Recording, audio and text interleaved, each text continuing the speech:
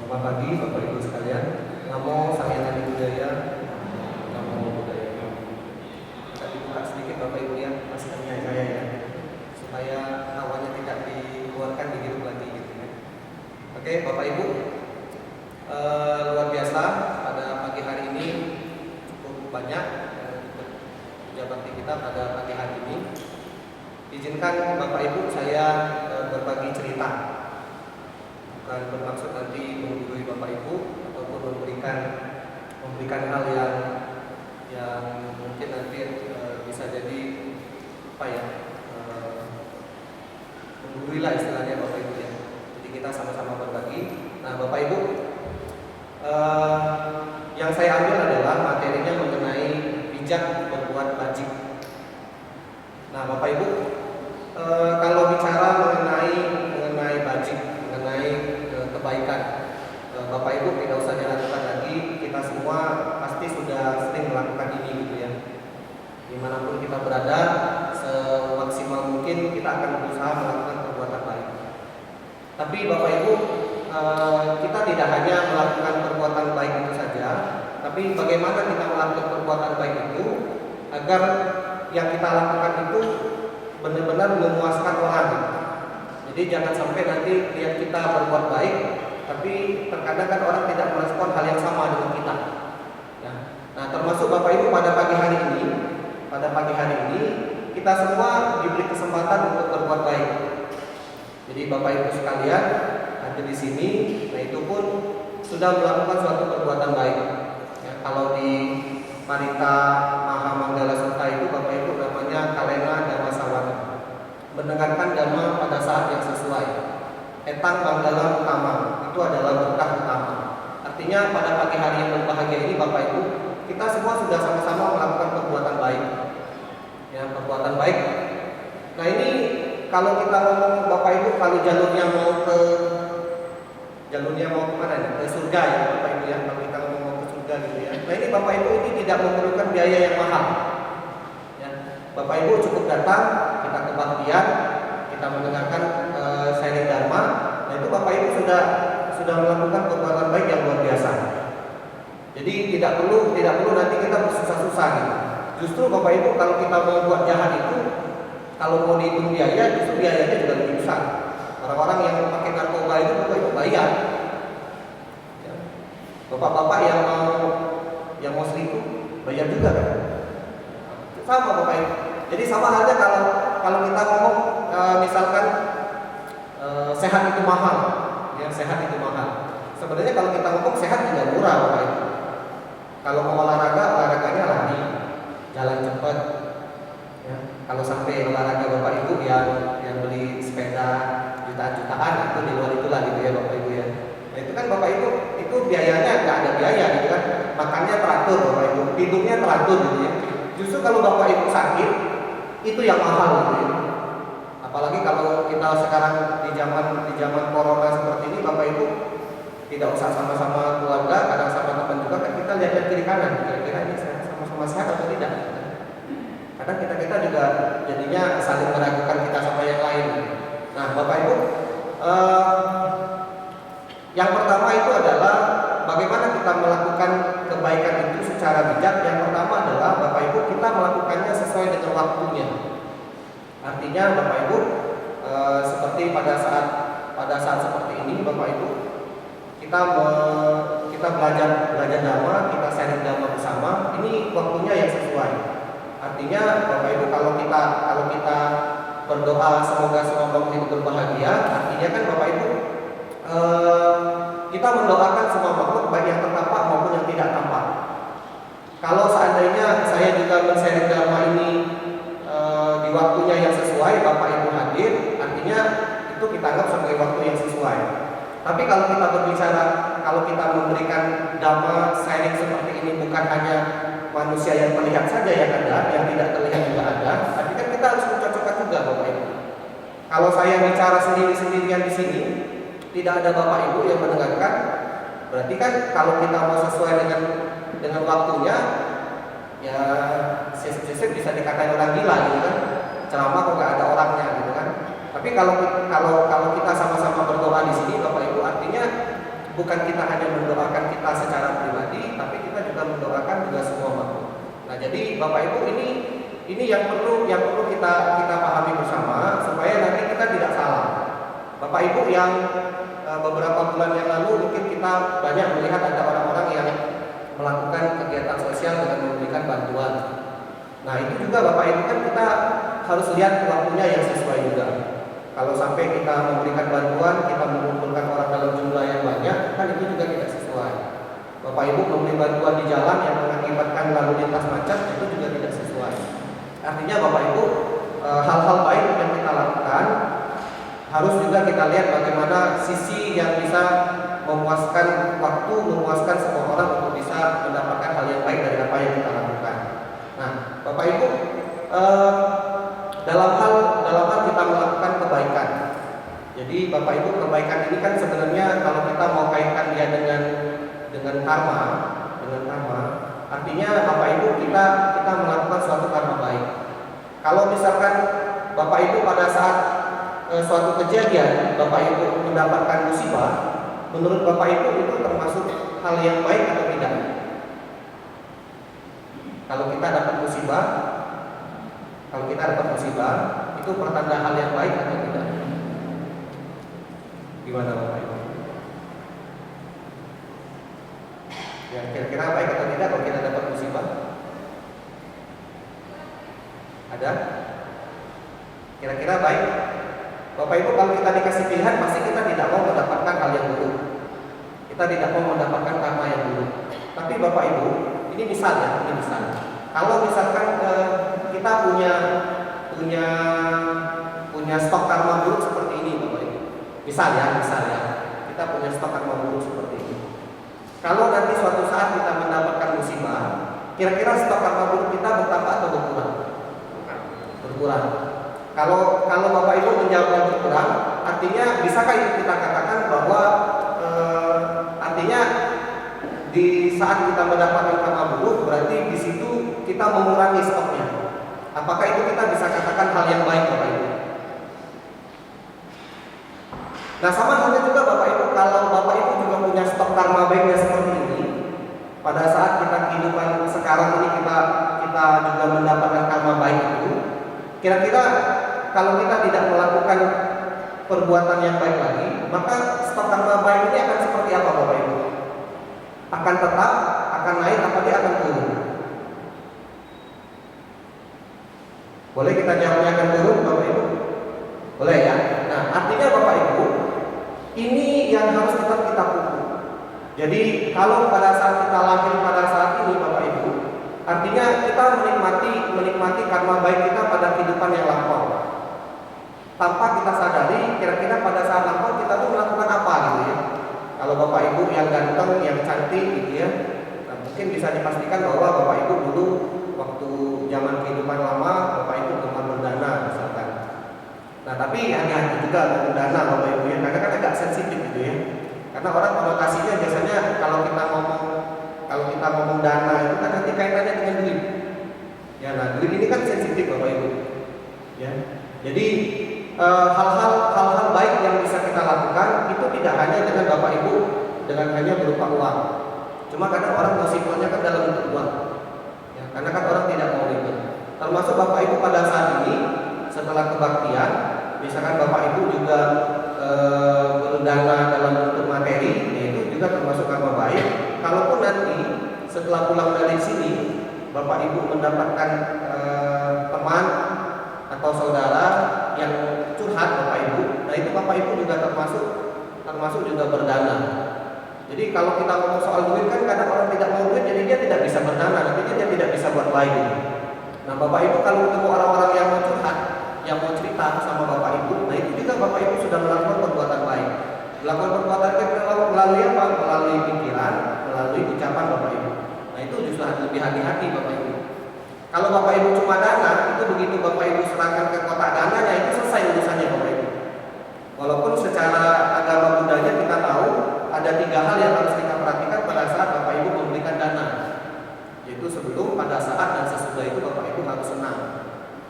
Jangan nanti sebelumnya senang Bapak Ibu sudah disiapin duitnya, pada saat dananya ditarik ulur.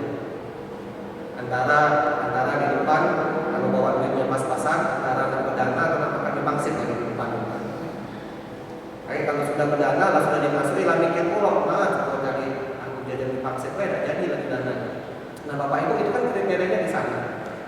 Nah, jadi Bapak Ibu perbuatan baik kita bukan cuma hanya dana gitu ya. Cuma memang kalau Bapak Ibu bisa berdana, ya kita persilakan dana.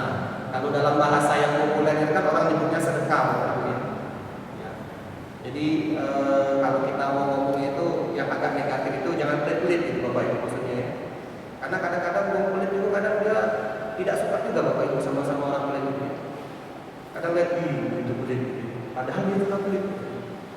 Ya. Jadi itu Bapak Ibu termasuk Bapak Ibu kalau misalkan ada keluarga, ada saudara-saudara kita yang mau mencerita, kita jadi tempat curhat. Nah, Bapak Ibu itu perbuatan baik itu yang kita bisa lakukan pada saat itu. Misalkan nih bapak-bapak curhat nih, kira-kira kalau curhat mengenai istrinya gitu ya. Misalkan istri saya suka ngoceh gitu ya, suka apa? Suka jadi pol pp gitu ya. Jadi begitu mau pergi itu sudah ditanya, perginya nak kemana? Jamnya jam berapa? Baliknya jam berapa? Kayak tahanan kota, gitu kan?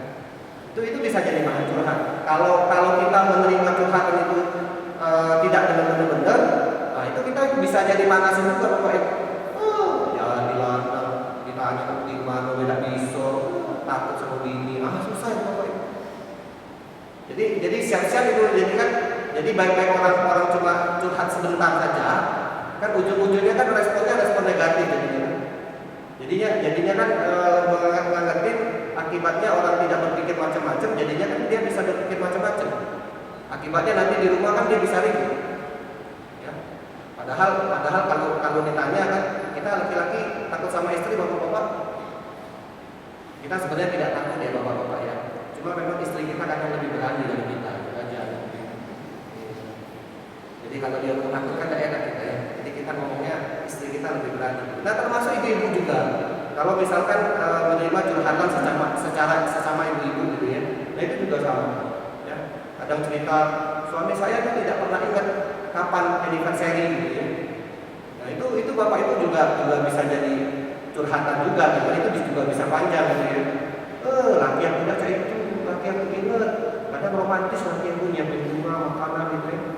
Nah agarlah kalau kita punya teman kita yang bisa yang membedakan seperti itu Bapak Ibu. Nah artinya Bapak Ibu memang hal-hal baik ini bisa kita mulai tidak hanya dari dana, Bapak Ibu juga bisa memberikan nasihat, memberikan semacam cerita yang baik yang membangun itu juga sama.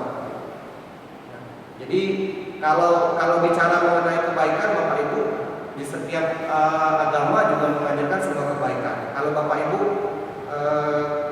kita ada Hari Maga Puja, Bapak Ibu Hari Maga Puja yang di situ menjelaskan mengenai Owada Patimokkha. Bapak Ibu mungkin pernah dengar yang secara singkat dia mengatakan bahwa inti ajaran Buddha itu ada 4 baris. Ya, yang dia bicaranya Sabha Papasa Ataranam, Usalasa Upasampada, Sacita Pariyadamana, Etang Budana Sasana. Jangan berbuat jahat. Ya, jangan berbuat jahat. Jadi itu kalau secara prinsipnya Bapak Ibu dimanapun kita berada, kalau kita tidak berbuat jahat berarti minimal kita tidak menimbun karma buruk yang banyak. Yang susahnya kan Bapak Ibu tidak bisa buat baik, tapi ngerepotin orang gitu, jahatin orang, itu yang repot. Kita tuh kan berharapnya kalau mungkin kita tidak bisa buat baik, minimal kita nggak repotin orang itu aja gitu kan. Cuma susahnya itu tadi yang saya katakan gitu ya. Ini nolong kita gitu kan. Tapi ngato-ngatoi gitu ya. Jadi Bapak Ibu, ini yang sering kita temuin Bapak Ibu. Jadi ini sebenarnya mengingatkan kita Bapak Ibu. Jadi di ajaran Buddha itu Bapak Ibu tidak banyak-banyak yang perlu kita pelajari. Kalau Bapak Ibu kita setiap minggu pagi diberikan kesempatan untuk membacakan parita Bapak Ibu. Di buku parita itu Bapak Ibu banyak sekali ajaran-ajaran yang bisa kita baca. Kalau Bapak Ibu terlalu misalkan agak pusing ya, karena kan biasanya orang kalau belajar agama Buddha itu Bapak Ibu mikirnya ribet ya belajar agama Buddha gitu ya. Ada orang yang sampai tidak tahu Buddha itu tulisannya seperti apa gitu. Mudah-mudahan Bapak Ibu yang ada di sini tulisan Buddha tahu ya. D kita D-nya 2 ya. D bukan D-nya 1. Karena kalau D-nya 1 itu bukan Buddha Gautama atau Buddha Sakyamuni, bukan. Ya, itu dewa di agama Hindu. Kalau Bapak Ibu yang hobi nonton Mahabharata, Pandawa dan Kurawa, itu Buddha itu dewa cikal bakalnya ke sana. Nah, Bapak Ibu untuk hal yang simpel saja, untuk tulisan Buddha itu kita juga mesti tahu. Jadi kalau nanti ada orang menuliskannya D-nya 1, Bapak Ibu kita bisa protes. Karena secara pemerintahan juga Bapak Ibu itu sudah diresmikan. Jadi secara pemerintahan Bapak Ibu D-nya itu harus 2 kalau Buddha. Termasuk kita juga kalau ketemu sesama umat Buddha, kita memberikan salam namo Sang Hyang Adi Budaya, namo budaya. Nah itu juga sudah resmi Bapak Ibu secara pemerintahan. Kalau Bapak Ibu lihat Presiden Jokowi kalau dia memberikan salam, nah itu kan dia termasuk di sana Bapak Ibu. Ya, namo Sang Hyang Adi Budaya, ketuhanan yang Maha Esa. Nah jadi itu hal-hal simpel saja yang Bapak Ibu yang kita mesti tahu. Bapak Ibu yang ada di sini, artinya Bapak Ibu mempunyai kesempatan untuk kita sama-sama belajar mengenai agama Buddha. Artinya Bapak Ibu, kalau Bapak Ibu yang sudah punya anak, ini merupakan cikalnya nanti untuk Bapak Ibu meneruskan ke anak-anak kita nanti. Kalau ibu-ibu, nah justru ibu-ibu yang harus jadi peran utamanya Bapak Ibu. Karena kalau anak-anak yang mau nikah, gitu ya, itu kadang-kadang dia lebih takut sama ibu daripada sama bapak. Artinya kalau Bapak Ibu sekarang Bapak Ibu sudah memahami mengenai ajaran Buddha, artinya nanti Bapak Ibu cari menantu, kurang lebih nanti syaratnya juga seperti itu. Minimal seminggu sekali itu mesti pelihara, akan mantap Bapak Ibu. Kalau punya anak menantu yang dia tidak datang pelihara, langsung dicoret. Nah, itu Bapak Ibu kan mantap gitu. Jadi minimal lah Bapak Ibu yang minimal, karena kita juga tidak bisa memastikan kalau nanti orang yang sering datang ke wihara itu dia jadi orang baik. Tapi minimal lah Bapak Ibu. Kalau kita mau hitung-hitungan dalam jumlah hari Bapak Ibu, kalau kita maunya ya setiap hari kita sembahyang di rumah gitu, Bapak Ibu. Ya. Kalau dalam hitungan kita setiap hari mestinya sehari sekali gitu ya. Kalau tidak mungkin seminggu sekali. Kalau tidak mungkin juga sebulan sekali gitu ya. Kalau tidak mungkin juga sebulan sekali ya sudahlah, diskon gitu ya. Setahun sekali pas hari raya Waisak gitu ya, minimal datang gitu. Nah, tapi kalau setahun sekali juga tidak, nah ini yang bikin repot juga gitu ya. Nah, jadi Bapak Ibu itu baru dua baris yang kita bahas mengenai Owada Patimokkha, ajaran agama Buddha. Nah, yang ketiga itu membicarakan mengenai sucikan hati dan pikiran. Nah, Bapak Ibu kalau dalam ilmunya neuroparenting, Bapak Ibu, hati itu termasuk positive feeling, ya, perasaan yang positif. Kalau pikiran itu berarti kita sering ngomong gitu ya, positive thinking gitu ya. Nah Bapak Ibu, kenapa hatinya dulu yang disebutkan? Artinya Bapak Ibu, yang kita harapkan itu adalah kita semua mempunyai hatinya yang baik, ketimbang kita menggunakan otak atau pikiran kita duluan. Makanya kalau kita pergi kemana-mana kan Bapak Ibu yang disebutkan hati-hati Bapak Ibu. Karena hatinya yang harus ditata dulu, ya, ketimbang otaknya gitu kan. Kalau kita nyebutnya otak-otak, kita makanan. Ya, berarti hatinya dulu Bapak Ibu. Hati kita dulu yang ditata. Makanya di dalam ajaran agama Buddha itu tertulis sucikan hati dan pikiran. Begitu pentingnya hati, makanya disebutnya duluan. Nah artinya Bapak Ibu kenapa di sini bahwa pada saat Bapak Ibu sudah meniatkan untuk melakukan perbuatan baik melalui ucapan, perbuatan atau pemikiran, artinya itu sudah tertanam di diri kita, Bapak Ibu. Ya, jadi jangan sampai nanti Bapak Ibu kita hanya melakukan rutinitas saja, tapi itu tidak terbekas di hati kita. Bapak Ibu yakinlah setiap perbuatan baik yang kita lakukan, kalaupun tidak bisa kita rasakan pada saat ini, Bapak Ibu nanti akan bisa rasakan pada saat Bapak Ibu mengalami kesulitan. Bapak Ibu boleh tanya kalau punya teman-teman yang sebelum corona yang dia juga suka berbuat baik, ya, suka berdana, suka membantu orang, maka biasanya dia bisa memberikan kesaksian bagaimana dia menjalani usaha atau bisnisnya setelah masa corona. Ada saja, ada saja hal-hal yang tidak terduga itu, yang di luar kuasa kita itu, yang dia datang itu sebagai hasil dari perbuatan baik kita yang kita tidak sadari. Cuma jangan berpikirnya terbalik juga Bapak Ibu. Kadang ada orang ini kan sudah dia mikirnya dia buat baik, itu nanti orang harus baik juga sama dia. Nah ini repot juga Bapak Ibu. Jadi Bapak Ibu, tugas kita itu adalah berbuat baik. Kalaupun nanti kita tidak mendapatkan hasil yang baik, bukan berarti kita mesti stop perbuatan baiknya. Artinya Bapak Ibu, kalau kita berbuat baik, kita mengharapkan orang juga berbuat baik kepada kita, itulah nanti yang kita namakan adalah kita melakukan perbuatan baiknya dengan pamrih. Setiap perbuatan baik yang kita lakukan Bapak Ibu, itu kalaupun nanti suatu saat tidak bisa kita rasakan, itu suatu saat Bapak Ibu akan Bapak Ibu rasakan. Kalau kita ngomong sesuai dengan ajaran agama Buddha bahwa setiap orang itu punya karmanya masing-masing, dia Bapak Ibu, tapi dia berdekatan. Kalau Bapak Ibu tidak dapat merasakan kebaikannya, Bapak Ibu mendapatkan anak-anak, mendapatkan menantu, mendapatkan cucu yang baik, itu salah satu hasil dari perbuatan baik yang kita lakukan Bapak Ibu. Walaupun kalau kita ngomong memang dianya yang baik, tapi Bapak Ibu secara karmanya ya Bapak Ibu, tapi kita yang memolesnya. Ya, artinya Bapak Ibu, kalau kita berusaha untuk berbuat baik, kalaupun nanti suatu saat tidak ada perbuatan yang baik yang menghampiri kita, ya minimalnya perbuatan jahat tidak dekat-dekat ke kita, gitu kan? Kita doanya kan seperti itu Bapak Ibu. Nah jadi Bapak Ibu nanti tidak perlu menyesali. Nanti tahu-tahu keluar dari wihara sudah berdana, tapi begitu keluar dari wihara ada saja nanti musibahnya. Jadi nanti jadi bahan letupan, gitu kan? Habis sembahyang berarti bukan buat baik, berarti ngaku. Habis sembahyang tahu-tahu dapat musibah, berarti tidak baik. Bukan seperti itu Bapak Ibu.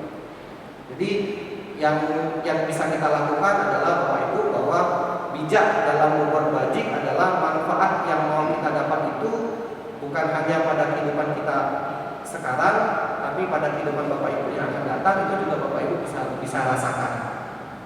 Makanya Bapak Ibu, di dalam agama Buddha Bapak Ibu kita punya dua istilah yang untuk membackup kita supaya jangan sampai kita berbuat jahat.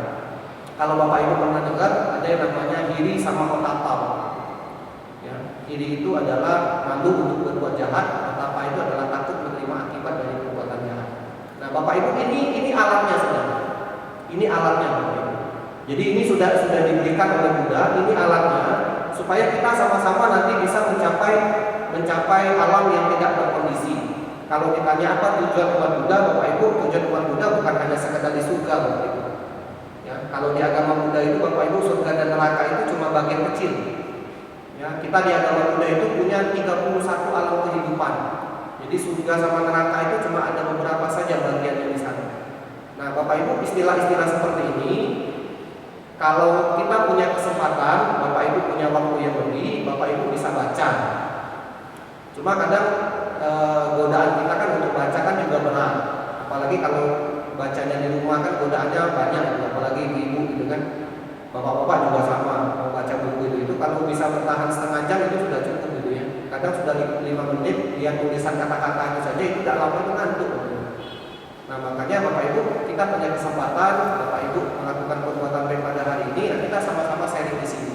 Artinya Bapak Ibu bukan hanya kebaktian saja yang kita lakukan, tapi terlepas dari itu Bapak Ibu mendapatkan minimal sedikit mengenai ajaran agama Buddha.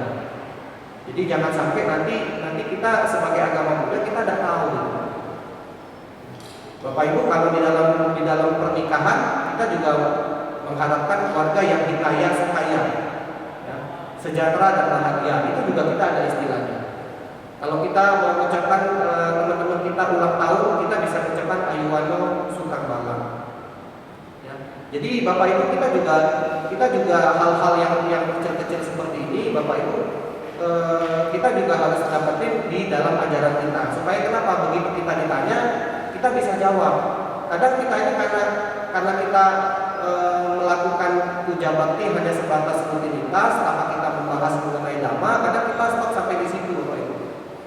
Yang Bapak Ibu baca, kalau laptop Bapak Ibu bacanya cuma 2 saja. Kalau Bapak Ibu di rumahnya ada buku parita, nah buku parita itu bisa dibaca.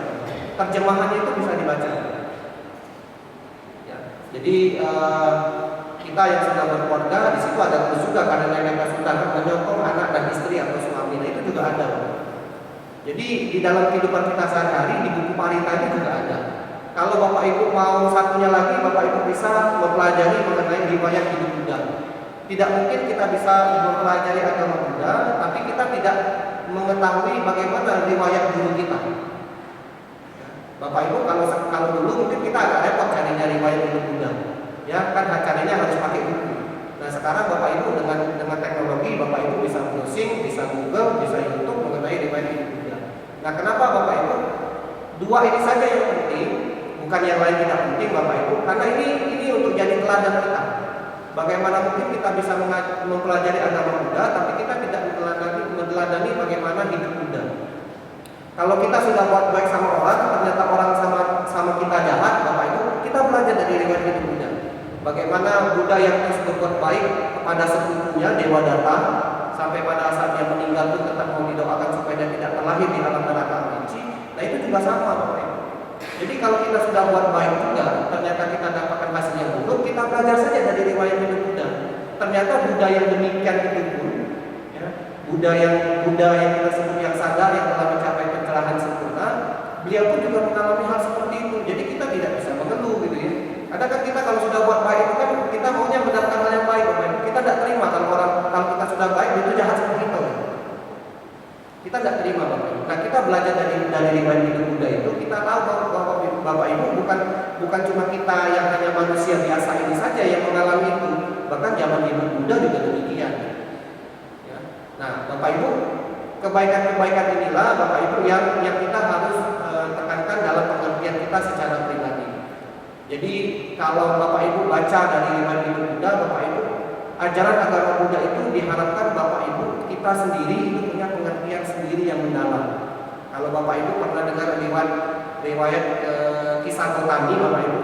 Jadi kisah Gotami itu Bapak Ibu, dia punya anak yang baru belajar berjalan, kemudian meninggal. Kita tahulah bagaimana cintanya ibu sama anak gitu ya.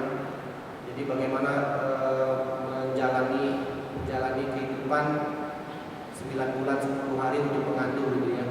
Nah, kita sebagai anak juga kalau mau ditanya bagaimana mau balas budi ke orang tua itu tidak akan bisa terbalas. Kita yang laki-laki itu kalau mau cobain hamil 9 bulan, nah itu repot Bapak. Ya. Kita pakai bantalan saja, kita letak di perut kita selama 9 bulan, repotnya minta ampun. Ibu-ibu yang hamil kan, nah itu tengkurap susah gitu kan, hidup ini salah gitu ya. Nah itu makanya Bapak Ibu itu budinya ibu itu tidak bisa terbalaskan. Nah Bapak Ibu, kita lanjutin ke kisah Gotami tadi. Jadi karena cintanya dia dengan anak itu, maka dia berniat untuk mencari obat supaya anak itu hidup kembali. Nah karena dia sudah mencari keliling-keliling, ketemulah dia dengan seorang yang bijaksana, maka orang bijaksana ini menjalankan kepada kisah Gotami untuk dia mencari Buddha. Dia menyarankan pergilah mencari guru Buddha karena di situ kamu akan diberikan obat bagaimana cara menghidupkan kembali anakmu yang sudah meninggal. Nah pergilah Bapak Ibu kisah Gotami ini menemui Buddha. Nah pada saat itu Buddha tidak menjawab dia bisa atau tidak bisa menghidupkan kembali anaknya. Tapi Buddha memberikan syarat kisah Gotami harus mencari segenggam biji lada dari rumah-rumah yang di situ tidak ada kematian. Nah, jadi pergilah si kisah Gotami ini. Jadi begitu cerdasnya Buddha, Bapak Ibu, dia tidak mau bilang itu tidak bisa gitu kan. Dia harus memberikan pengalaman sendiri bagaimana menjalani kehidupan itu. Itulah cerdasnya Buddha memberikan gambaran mengenai kehidupan kepada kisah Gotami ini. Jadi pergilah kisah Gotami ini Bapak Ibu ke rumah-rumah untuk meminta segenggam biji lada yang di situ. Bapak Ibu mungkin sudah bisa menebak jawabannya gitu ya. Tidak ada biji lada dari rumah yang tidak ada kematian. Semuanya ada yang mengalami kematian. Nah setelah sekian lama kisah Gotami mencari ini, akhirnya kisah Gotami sadar bahwa bukan hanya dia saja yang mengalami proses kematian, anaknya saja yang mengalami proses kematian. Bahwa di luar sana itu banyak orang yang juga mengalami hal yang sama seperti ini. Nah, sampailah dia kepada Buddha, dia memberikan jawaban kepada Buddha, tidak ada biji lada yang dia bisa dapat. Nah, disitulah kisah kami Bapak Ibu mendapatkan pencerahan mengenai ketidakkekalan. Nah, Bapak Ibu, ini pengertiannya mendalam, Bapak Ibu. Artinya Bapak Ibu, ini dasarnya adalah diri kita sendiri. Kalau belajar dari kisah kami Bapak Ibu, bahwa untuk mendapatkan makna mengenai ketidakkekalan itu adalah dia harus mengalami sendiri. Nah, sama halnya dengan perbuatan baik itu juga Bapak Ibu, supaya Bapak Ibu juga mendapatkan hasil, Bapak Ibu juga harus melaksanakan sendiri, Bapak Ibu harus menikmati sendiri. Hasilnya baik atau tidak baik, Bapak Ibu harus terima. Jadi Bapak Ibu tidak perlu nanti mengharapkan apa yang sudah kita peroleh itu harus kita terima balik.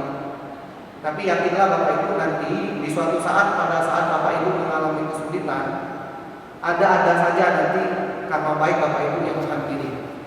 Ya, jadi itu sudah garisannya Bapak Ibu. Artinya memang setiap hal yang kita lakukan itu akan kembali ke kita Bapak Ibu. Termasuk juga kalau kita berbuat baik sama orang juga Bapak Ibu, kita juga harus mengucapkan terima kasih juga, bukan dia yang mengucapkan terima kasih ke kita. Kalau kita mau dana kepada orang, kita harus mengucapkan terima kasih kepada orang yang kita danakan. Kenapa? Karena kalau dia tidak terima, dia tidak ada, kita mau kasih dananya ke siapa?